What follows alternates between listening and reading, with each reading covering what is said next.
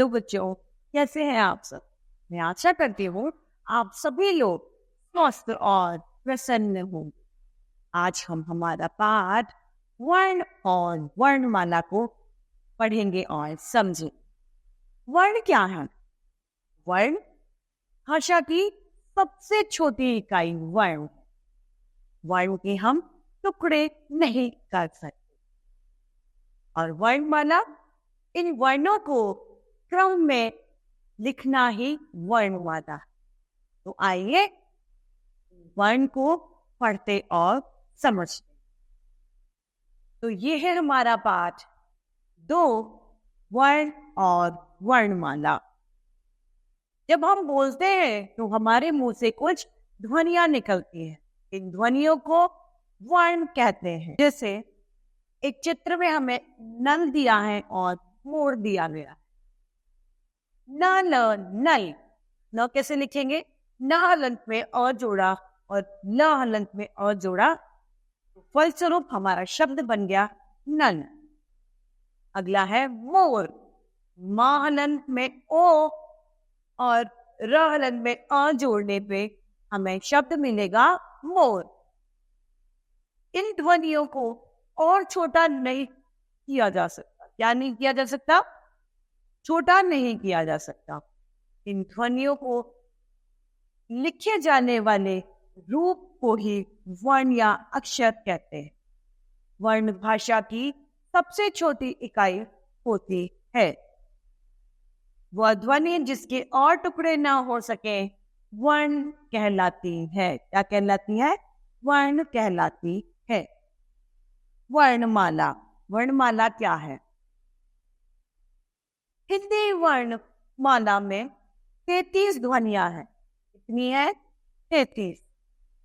जब इन ध्वनियों को एक निश्चित क्रम में लगा दिया जाता है तो इन्हें वर्णमाला कहते हैं। वर्णों का व्यवस्थित समूह ही वर्णमाला कहलाता है। वर्णों के 2 भेद होते हैं। कौन कौन से? स्वर तथा व्यंजन। वर्णों को 2 भागों में बांटा है। पहला स्वर, दूसरा व्यंजन। स्वरों की संख्या 11 होती है और वो कौन कौन से होते हैं?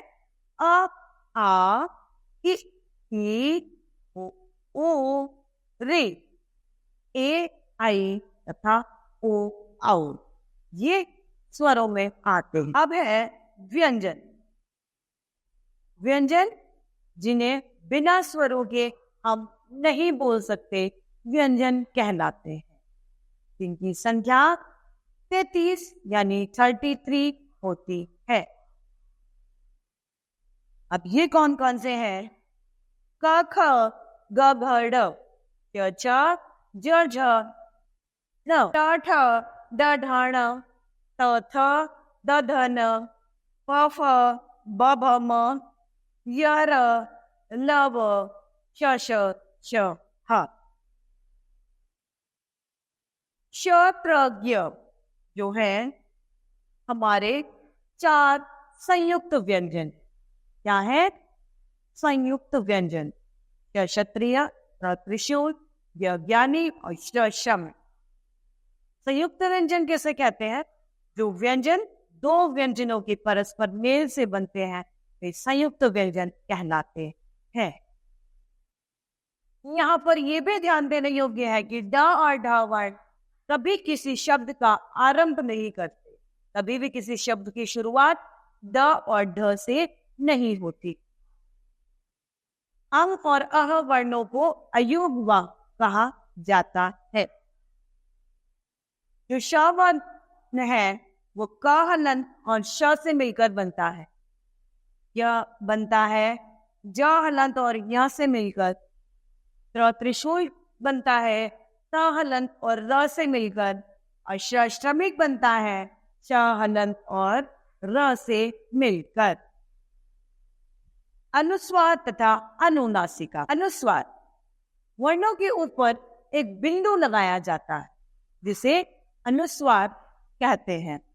अनुस्वार वाले वर्णों को उच्चारण या अनुस्वार वाले शब्दों को बोलने के लिए हमें हवा नाक से बाहर निकलती है, जैसे कंगन, पंख, वंश, मंगल, ये सभी अनुस्वार के उदाहरण हैं।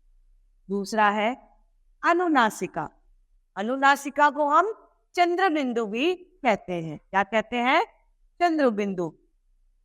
ये वर्ण के ऊपर लगाया जाता है। अनुनासिका वाले वर्णों के उच्चारण में या उनको बोलने में हवा नाक और मुंह दोनों से बाहर निकलती है, जैसे सांप, पांच, माघ, कांच, ये सभी चंद्र बिंदु के उदाहरण हैं। तो यहाँ पर इस पाठ को संक्षेप में एक बार देखते हैं। पहला, वह ध्वनि जिसके टुकड़े नहीं किए जा सकते वे वर्ण कहलाती है। दूसरा, वर्णों का व्यवस्थित समूह ही वर्णमाला कहलाती है। तीसरा, वर्ण के दो भेद होते हैं, स्वर तथा व्यंजन। स्वरों की संख्या 11 तथा व्यंजन की संख्या 33 होती है। अंग तथा अह वर्णों को अयोगवाह कहते हैं। क्या कहते हैं? वर्णों को अयोगवाह कहते हैं। तो इस तरीके से बच्चों हमारा ये पाठ समाप्त होता है। मुझे आशा है आप सभी लोगों को यह पाठ भली भांति समझ में आया। तो आज के लिए इतना ही, फिर मिलते हैं। धन्यवाद।